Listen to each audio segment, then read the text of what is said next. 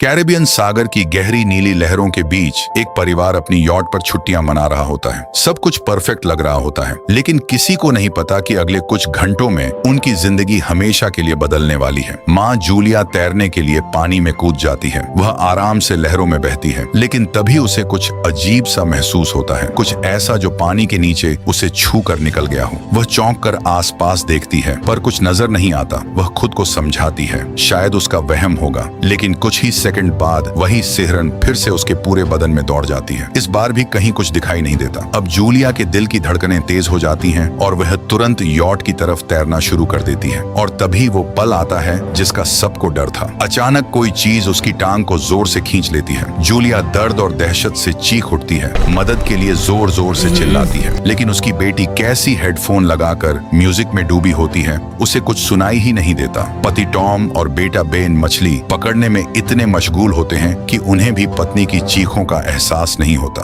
Julia किसी तरह पानी के ऊपर टिकने की कोशिश करती है, लेकिन मुंह में पानी भर जाने से उसकी आवाज दब जाती है। कुछ पल बाद टॉम को लगता है कि काफी देर से जूलिया नजर नहीं आई। वह घबराकर यॉट पर उसे ढूंढता है और जैसे ही अपनी पत्नी को खतरे में देखता है, उसके होश उड़ जाते हैं। टॉम तुरंत बच्चों को आवाज देता है, यॉट को उस दिशा में मोड़ता है और सीधा पानी में छलांग लगा देता है। तेजी से तैरकर वह जूलिया तक पहुंचता है और उसे संभालते हुए वापस यॉट की ओर ले आता है। बच्चे मिलकर दोनों को ऊपर खींच लेते हैं। पूरा परिवार डरा हुआ जूलिया को संभालता है, लेकिन वह खुद को यही यकीन दिलाती है कि शायद तेज लहरों की वजह से ऐसा हुआ होगा। कोई नहीं जानता कि यह सिर्फ शुरुआत है। रात को परिवार मिलकर बेन का जन्मदिन मनाता है। हंसी मजाक का माहौल होता है। तभी कैसी को उसके बॉयफ्रेंड की वीडियो कॉल आती है और वह लैपटॉप लेकर बाहर चली जाती है। कॉल पर उसका बॉयफ्रेंड कैमरा घुमाकर दिखाता है। शहर के ऊपर विशालकाय काले बादल मंडरा रहे हैं, मानो कोई तूफान अपने पूरे कहर के साथ आने वाला हो। अचानक कॉल ग्लिच होकर फ्रीज हो जाती है। कैसी घबराई हुई यह बात परिवार को बताने आती है, लेकिन टॉम उसे तसल्ली देते हुए कहता है कि शायद जमीन से दूर होने की वजह से सिग्नल कमजोर पड़ रहा है। तभी सबको एक अजीब सी गूंजती आवाज सुनाई देती है। पूरा परिवार बाहर निकलता है और हैरान रह जाता है। व्हेल मछलियों का एक विशाल झुंड यॉट के पास से गुजर रहा होता है। टॉम समझाता है कि व्हेल हमेशा पृथ्वी के मैग्नेटिक फील्ड को फॉलो करती है, लेकिन जब कोई बड़ा तूफान आने वाला होता है तो ये विशाल जीव भी कंफ्यूज हो जाते हैं। ये सुनते ही एक अनजान डर पूरे परिवार पर छा जाता है। अचानक यॉट जोर से हिचकोले खाती है और बेन गिर पड़ता है। टॉम को चिंता होती है कि कहीं यॉट को नुकसान तो नहीं पहुंचा, इसलिए वह खुद पानी में डाइव लगाकर नीचे चेक करने चला जाता है। कुछ पलों की खामोशी के बाद वह सतह पर वापस आता है, लेकिन इस बार उसके कंधे पर एक गहरा और खौफनाक घाव होता है। जूलिया घबराकर तुरंत उसका जख्म साफ करती है। टॉम कांपती आवाज में बताता है कि पानी के अंदर उसे साफ महसूस हुआ जैसे उसके ठीक पीछे कोई बहुत विशालकाय जीव मौजूद था, लेकिन जब उसने मुड़कर देखा वहां कुछ नहीं था। शायद प्रोपेलर से कट लग गया हो, लेकिन टॉम की आंखों में जो खौफ होता है वह कुछ और ही कहानी बयां करता है। वह धीरे से बुदबुदाता है, जो भी वो चीज थी वो बहुत बड़ी थी।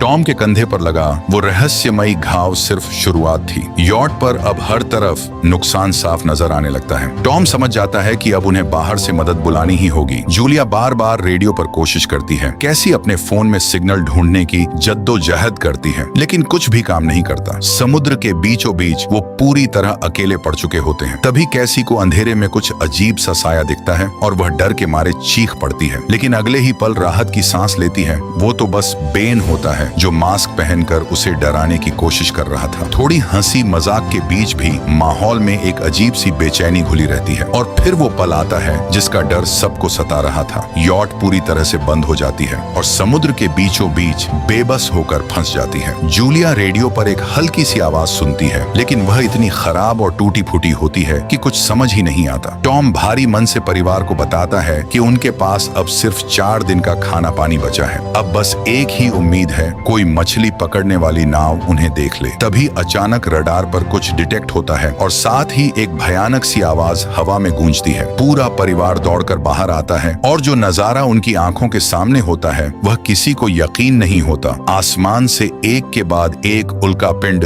धरती पर गिर रहे होते हैं। हर टकराव के साथ जमीन पर भयानक धमाके होते हैं। तभी एक उल्कापिंड सीधा उनके पास पानी में आ गिरता है। टॉम बदहवास होकर यॉट स्टार्ट करने की कोशिश करता है। इंजन बड़ी मुश्किल से चलता है, लेकिन उसी वक्त एक और उल्कापिंड ठीक उस इलाके पर आ गिरता है। परिवार डर के मारे एक दूसरे को कसकर जकड़ लेता है, मानो यही उनका आखिरी पल हो। और तभी टॉम के दिमाग में एक खौफनाक सच कौंधता है, ये आग के गोले उल्का पिंड नहीं बल्कि धरती पर गिरते हुए सैटेलाइट्स हैं। इसी बीच बेन नोटिस करता है कि यॉट से धुआं उठ रहा है। टॉम तुरंत चेक करता है और उसे यकीन हो जाता है इंजन पूरी तरह खराब हो चुका है। हवा तेजी से रफ्तार पकड़ने लगती है और पूरा परिवार डर के मारे यॉट के अंदर छुप जाता है, बिना यह नोटिस किए कि कंपास पागलों की तरह घूम रहा है। यॉट अब बुरी तरह हिचकोले खाने लगती है। बेन एक बार फिर गिर पड़ता है, इस बार उसे चोट भी लग जाती है। लहरें गुस्से में यॉट से टकराती रहती हैं। टॉम हिम्मत करके बाहर निकलता है और लाइफ जैकेट्स ले आता है। तभी अचानक पूरी यॉट में अंधेरा छा जाता है, पावर चली जाती है। टॉम तुरंत पावर बॉक्स की तरफ भागता है और बटन दबाते ही रोशनी वापस आ जाती है। लेकिन उसी पल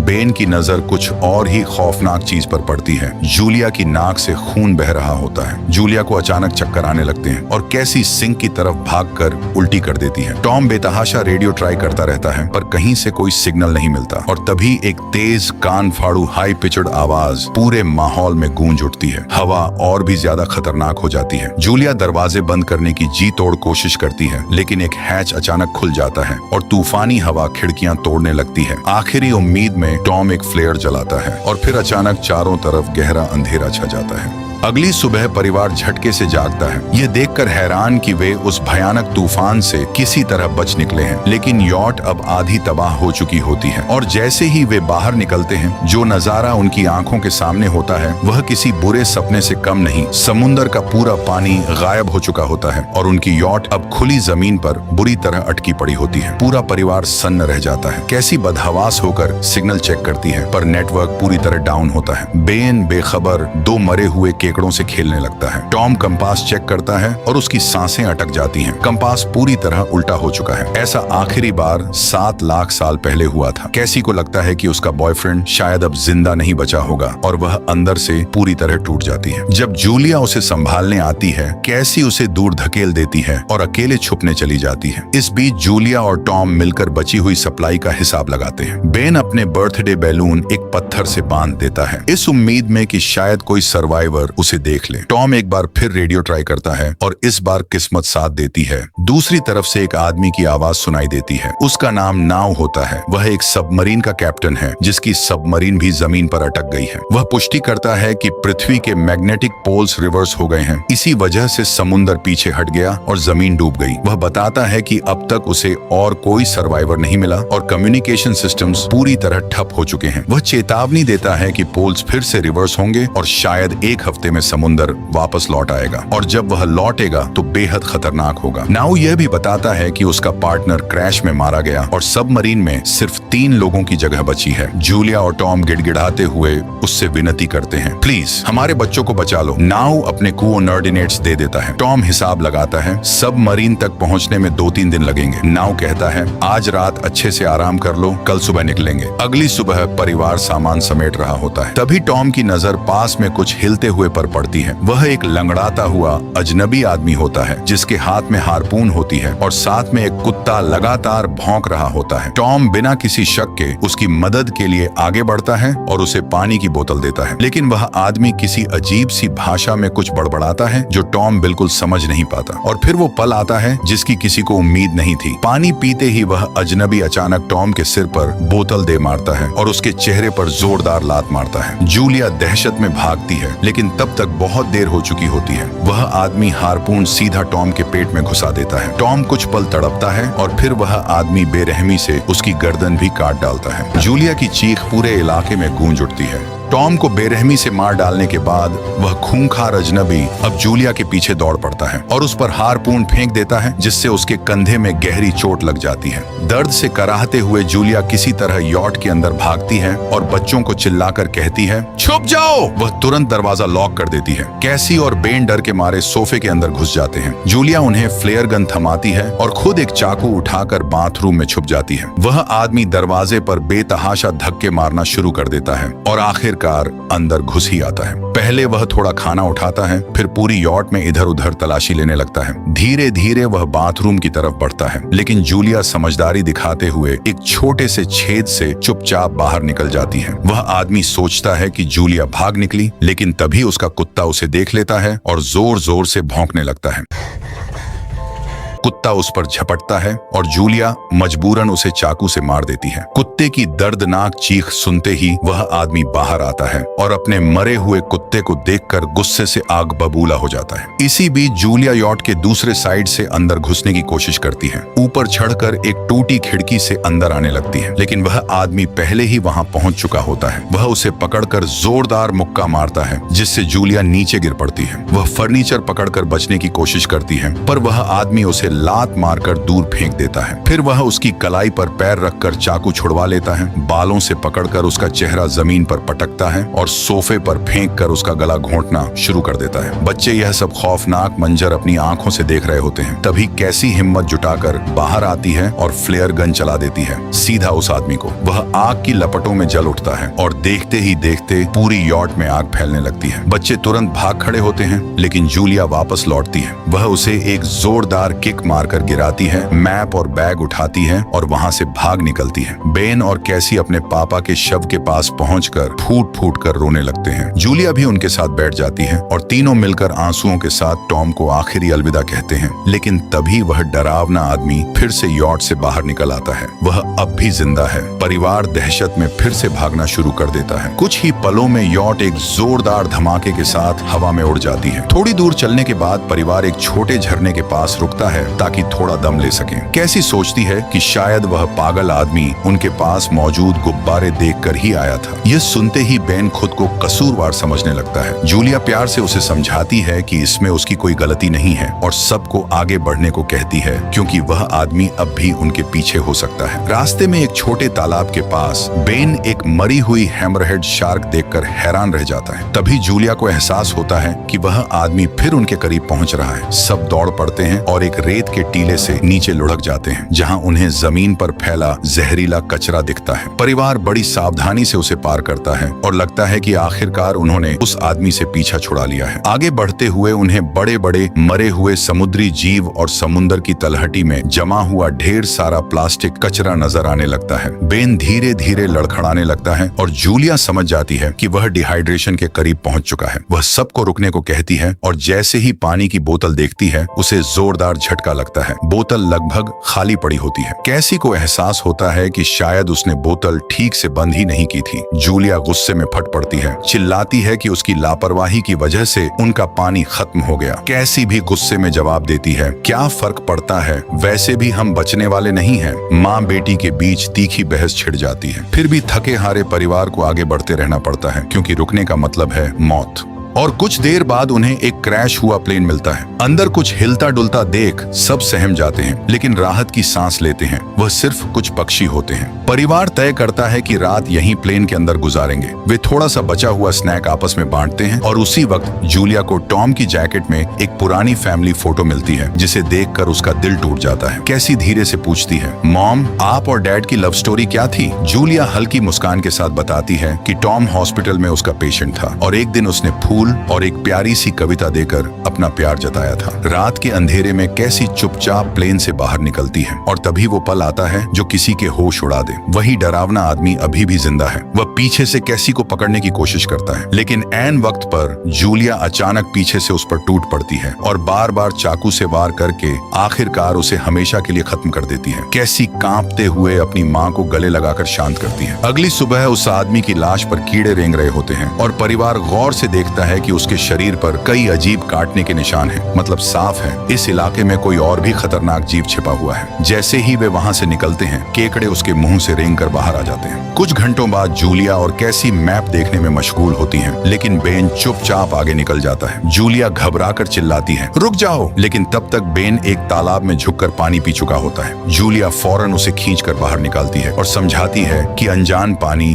उसे बुरी तरह बीमार कर सकता है। धूप अब बेइंतहा तेज हो जाती होती है। परिवार अपने सिर कपड़ों से ढक लेता है। बेन को बार बार चक्कर आने लगते हैं। तभी उन्हें कुछ पुरानी टूटी कुर्सियां मिलती हैं और जूलिया और कैसी मिलकर एक अस्थायी शेल्टर बना लेती हैं। जूलिया बेन को इंजेक्शन लगाती है और तय करती है कि रात वहीं गुजारेंगे। सुबह सुबह जूलिया एक अजीब सी खड़खड़ाती आवाज सुनकर हड़बड़ाकर उठती है। बाहर झांकती है तो उसकी सांसें थम जाती हैं। केकड़ों का एक विशाल झुंड तेजी से उनकी तरफ बढ़ रहा होता है। वह फौरन बच्चों को उठाती है और तीनों दौड़ना शुरू कर देते हैं। भागते भागते उन्हें दूर एक बड़ा कार्गो शिप नजर आता है। वहां 3 क्रू मेंबर्स जिंदा बचे होते हैं। एक औरत उनकी मदद करना चाहती है, लेकिन बाकी 2 आदमी साफ मना कर देते हैं और परिवार को बाहर छोड़कर कंटेनर लॉक कर लेते हैं। केकड़े पास आ जाते हैं। जूलिया हड़बड़ाहट में बच्चों को कंटेनर के ऊपर चढ़ाती है। खुद जब चढ़ने लगती है तभी केकड़े उसके पैर को बुरी तरह काट लेते हैं। बच्चे उसे खींचकर किसी तरह ऊपर बचाते हैं, नहीं तो वह नीचे गिर जाती। कंटेनर के एक छेद से आधे केकड़े अंदर घुस आते हैं। क्रू मेंबर्स फायरिंग शुरू करते हैं, लेकिन केकड़े उन पर पूरी तरह हावी हो जाते हैं और दोनों को बेरहमी से मार डालते हैं। आखिरी बचा आदमी छत के होल तक पहुंचता है, लेकिन केकड़े उसे भी नीचे खींच लेते हैं। वह भी मारा जाता है। जूलिया अपने जख्म पर पट्टी बांधने की कोशिश करती है और दर्द से बेहोश हो जाती है। कुछ देर बाद जब उसकी आंख खुलती है तो वह खुद को एक भयानक रेत के तूफान के बीच बिल्कुल अकेली पाती है। घबराकर वह बच्चों को ढूंढने लगती है। एक मरी हुई औरत का हथियार उठाती है और जोर जोर से चिल्लाती है। कैसी उसकी आवाज सुनकर लौट आती है और बताती है कि वह और बेन मदद ढूंढने निकले थे,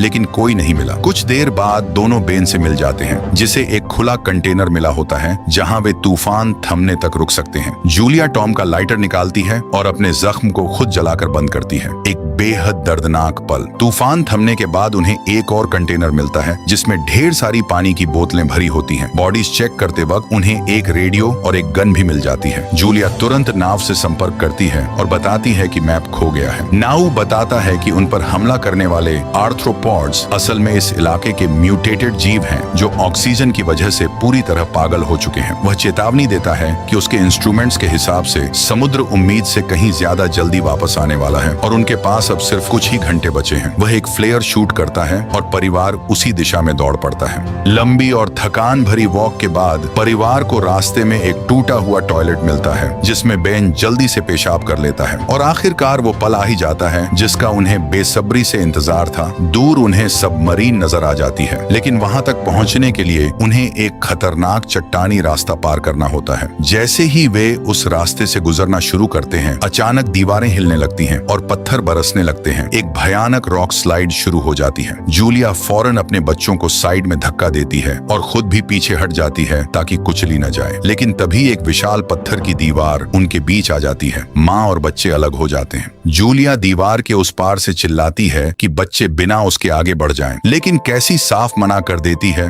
जिद करती है कि उसकी माँ को भी चढ़ने की कोशिश करनी चाहिए। दोनों के बीच जोरदार बहस और चीख पुकार होती है। आखिरकार जूलिया वादा करती है कि वह बाद में अपने बच्चों को ढूंढ लेगी। मजबूर होकर कैसी अपने भाई को खींच कर आगे ले जाती है। बच्चे चट्टानी रास्ता पार करके सबमरीन की तरफ दौड़ पड़ते हैं, लेकिन जैसे ही वहां पहुंचते हैं, जो नजारा उनके सामने होता है वह दिल दहला देने वाला है। नाव बुरी तरह खून से लथपथ पड़ा होता है। वह टूटी हुई सांसों में बताता है कि उसके लिए अब सब कुछ खत्म हो चुका है और बच्चे चाहें तो सबमरीन ले सकते हैं। शायद एक एक्स्ट्रा जगह बच गई होगी। ये सुनते ही कैसी बिना एक पल गंवाए वापस अपनी माँ को ढूंढने दौड़ पड़ती है। उधर जूलिया केकड़ों के झुंड को अपनी तरफ आता देख फायरिंग शुरू कर देती है। कुछ केकड़ों को वह मार गिराती है, लेकिन झुंड इतना विशाल होता है कि अकेले लड़ना नामुमकिन लगने लगता है। ठीक उसी वक्त कैसी दीवार के ऊपर नजर आती है और अपना हाथ नीचे बढ़ाती है। जूलिया अपने बुरी तरह घायल पैर के बावजूद पूरी ताकत से चढ़ना शुरू करती है। कैसी की मदद से वह आखिरकार दूसरी तरफ पहुंच जाती है और दोनों साथ मिलकर सबमरीन की तरफ भागते हैं। बेन पहले से ही ऊपर खड़ा फायर खोल चुका होता है ताकि केकड़े उलझे रहें जब तक बाकी परिवार